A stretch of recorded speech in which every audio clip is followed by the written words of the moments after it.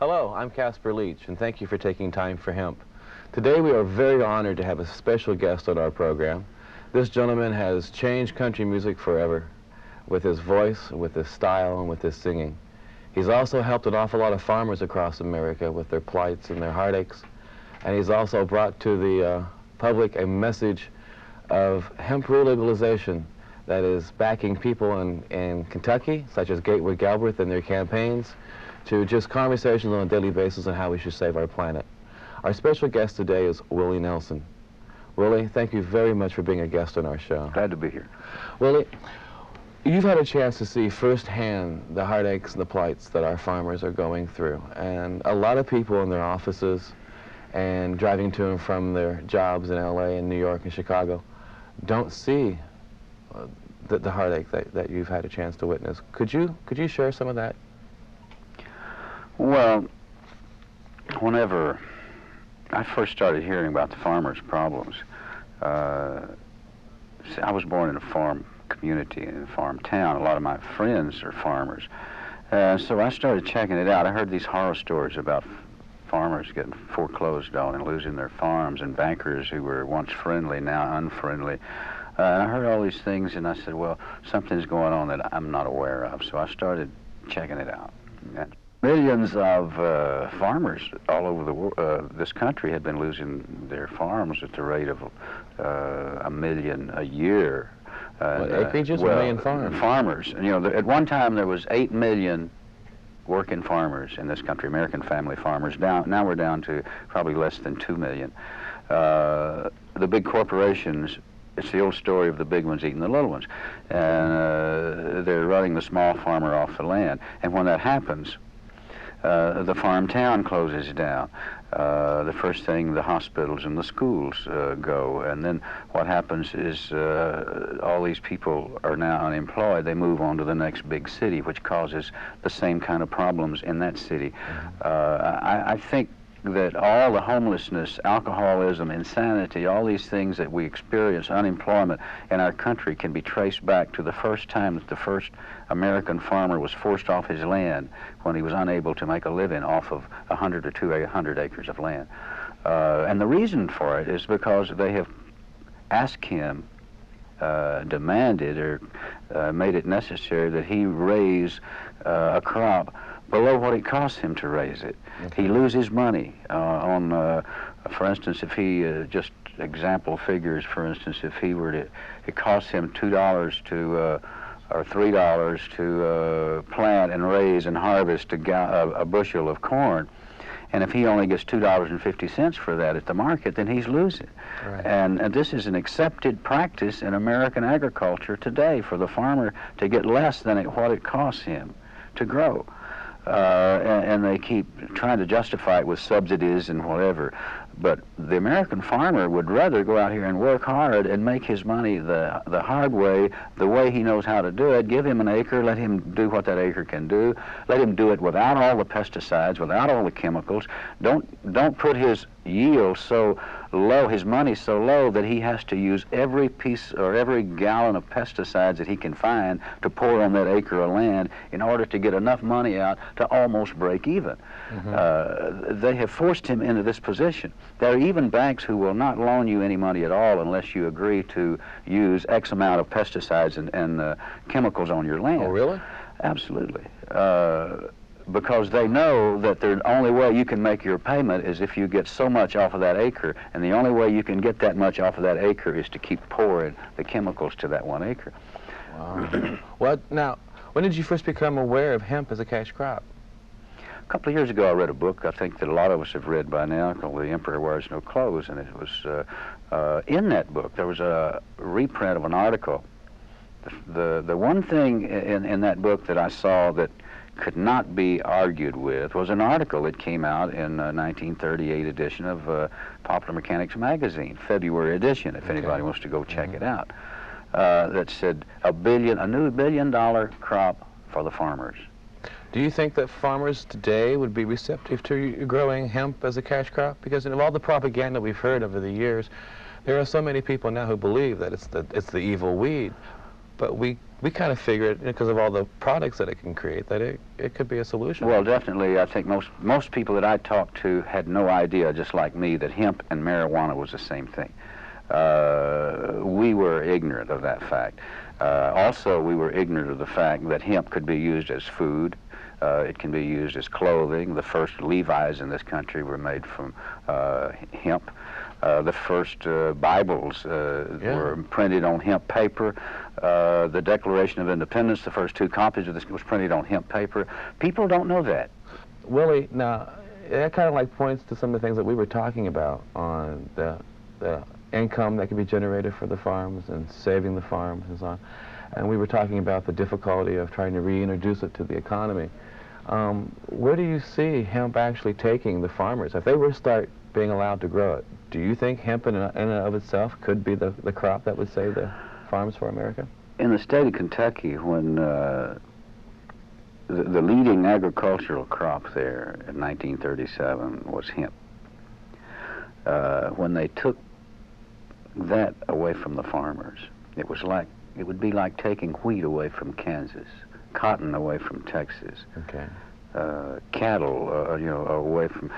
It's just devastating what has happened to the farmers in that area since their leading agricultural crop, which, as we've all seen, is a very beneficial, and not only beneficial, necessary plant that the earth needs. If it wasn't supposed to be there, the big guy wouldn't put it there. You know, he didn't make no mistakes. So he put hemp here for a reason. One of the reasons, I believe, is that the root is like 10 to 12 inches long, which literally holds the planet together. Now, what happens when you eradicate a plant from the planet? You have a lot of soil running loose. If you check history, every civilization that has gone under since the beginning of time has gone under because of soil erosion and the inability of the people to be able to feed themselves. Now, is that a serious problem today? Look at Bangladesh. Yeah, really look at the places on the planet where hemp has been made illegal to grow. In the state of Iowa, that state in the last 100 years has lost over 50% of its topsoil. Wow. So we're talking about farming areas that are going down the drain because of some some very well-planned conspiracy to take the hemp plant off the planet to keep it from being competition to the other products that it would be competition to, your petrochemicals, your paper, all the textiles. Now, business is business, as they say, and anything is fair in love and war. But when you start taking something that valuable away from the planet, you're affecting other things other than just business associates. You're affecting our children who eat, and you're affecting yourself and me. We're taking food away from, healthy food away from our families, and we're taking the healthy soil away from our planet. What do you think it would take to get the farmers to rally around this plant and to unite across the United States and say, give us the right to grow this plant so that we can start utilizing it for industrial purposes? Well, the biggest problem is knowledge, education. I think this is the first thing that has to be done. The American farmer has to be made aware that 50 years ago this was a legal crop, and why was it taken away? I think he has to start asking himself, why is this hidden from me? Let his curiosity start growing. Why did my grandfather plant hemp, and why can I not plant hemp? Now, I've heard all about the big scare of the marijuana thing, but most people who have lived any length of time at all and have been around anything at all on this planet knows that if we have any serious problems in the world, which we do, marijuana is not one of them. No, not really. Not one of them. When you start listing our serious problems, it's way down on the list somewhere. And it might be even one of our greatest assets that has been disguised to make appear to be a bad guy. So I think what the farmer should do, and not only the farmer, every taxpayer out there, everybody who's affected, everybody who eats food, should start wondering, why are we so kept in the dark over this one plant, the hemp plant? Do you get any slack or difficulty being a performer who advocates the legalization of hemp? Do you? I get into a lot of things that I get flack for. Yeah, I know. So it's hard to say where my flack's coming from. Okay.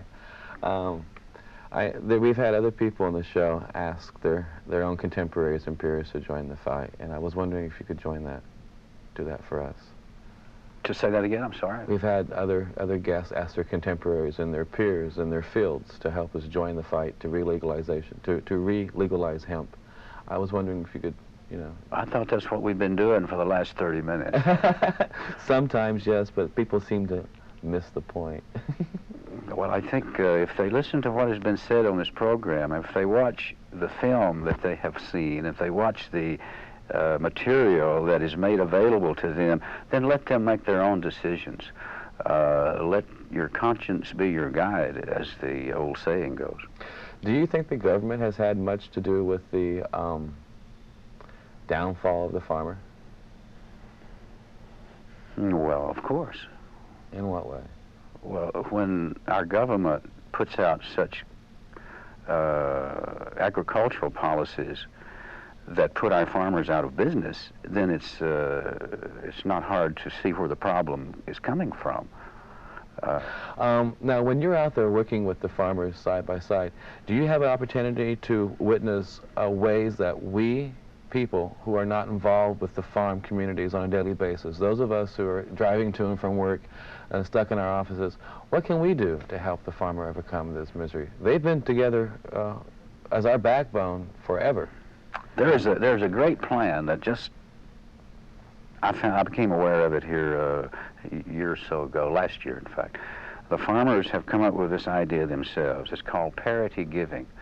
For instance, if you're a rich guy, you got millions of dollars, you want to do something for the poor, the hungry people, you would buy direct from the farmers, pay them a certain price. For instance, for corn, if you buy $1 million worth of corn from the farmers and pay them $3 a bushel, whatever the market price is, okay, then you would be able to write off, you give it to the hungry, you give it to the poor people. Okay. Then you would write off what is considered a parity price, or a fair market price, which would be in the neighborhood of around $7. So you would get to charge, you buy it for $3 and get to write off $7. So this would be a great benefit not only to the guy with money who wants to help, to the farmer who gets his product sold, and also to the people out there who are hungry, who needs the food. It's really ridiculous for people to be starving to death on this planet when there's a lot of food available. Now that sounds like something that's affordable for a lot of us to do. If you're looking at like $3 a bushel as an example, you might be able to put out like get 10 bushels.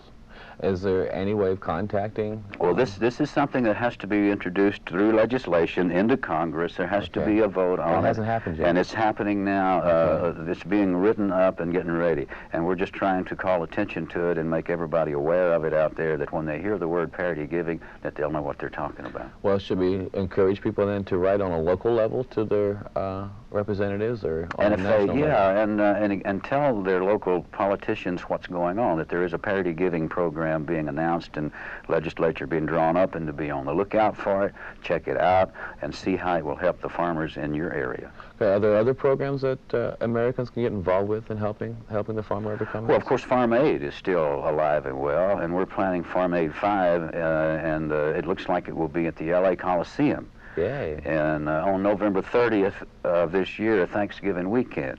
Excellent timing.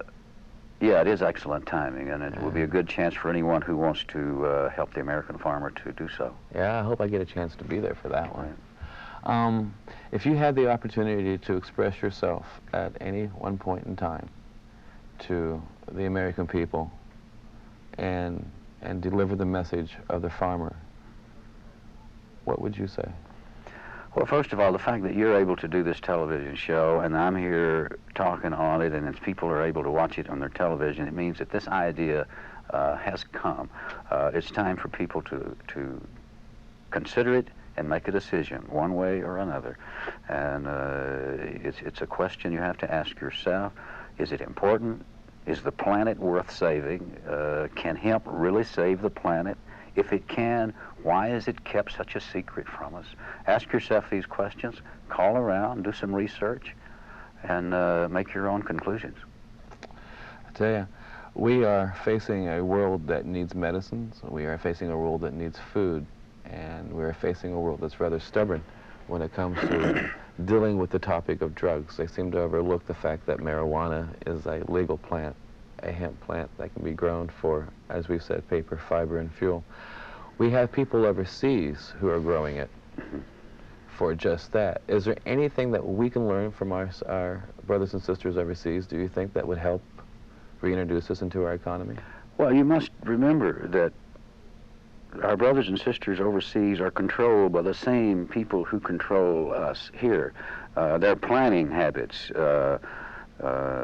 Hemp is illegal on many parts of the planet, and it's been made illegal by the same people who made it illegal here. The oil companies, the petrochemical people who are the paper industries, the people who own trees on this planet, who would rather see us chop down the trees and make paper rather than use hemp, which could save all the trees. There's a lot of opposition here, so this is a war that we're just on the beginning stages of, and there will be opposition from a lot of people. There'll be a lot of people throwing a lot of accusations at you, at me, so you better be ready for it. Do you think the Trilateral Commission has something to do with what might be going on with the hemp plant? Well, not being a member of that august society, I wouldn't know, but I have heard rumors that it's probably not even called that anymore. So by the time you start checking out one thing, they've changed it to something else. Okay, because I've often wondered, because of the connection overseas of a lot of our laws and regulations. Anywhere hemp is grown, it's a threat to the petrochemicals. It's a threat to synthetic energy. So naturally, it's going to be a battle to be fought. Willie, it has been a joy to have you on our program today. You know, to have the honor of you coming in here and speaking on behalf of the farmers. I mean, you have a voice of authority, you know, because you've seen it and you've been there. And we want to wish you all the luck in what you're doing.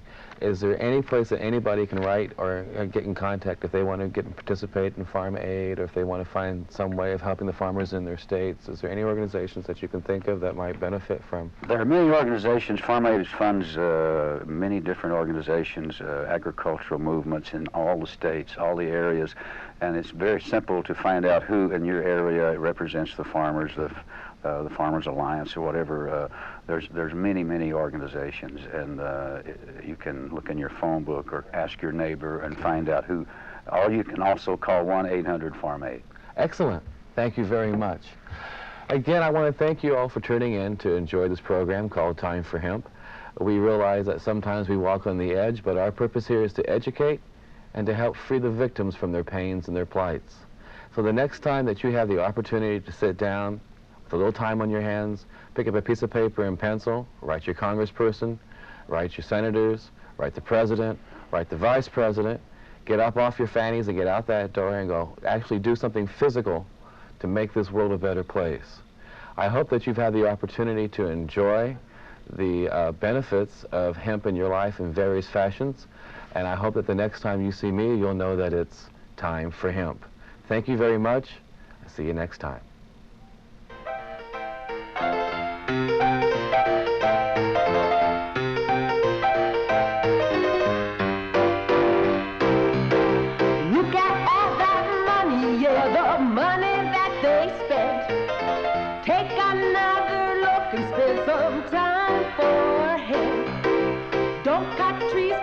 Because it hurts the environment.